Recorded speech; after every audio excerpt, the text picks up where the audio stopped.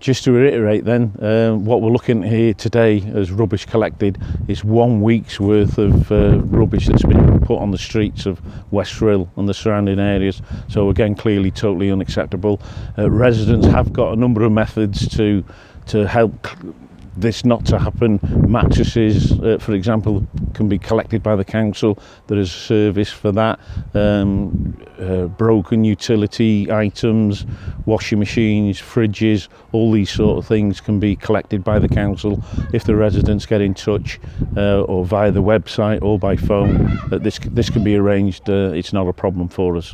Fly tipping, I mean, look at this. This is a result of 1 week, 2 collections in Rhyl.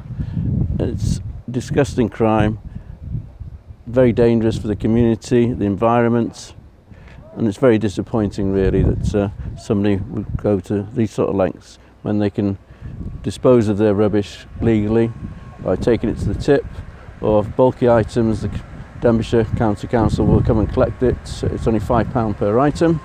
But if somebody is caught doing this, it's a criminal offence. They will get fined £350, but also the criminal offence means that it can affect job applications, housing applications. It's just not on really. But the community as a whole, fantastic, but it's just the odd person that creates this sort of mess. But as you can see, this considerable pile is probably a result of quite a few people doing this sort of thing.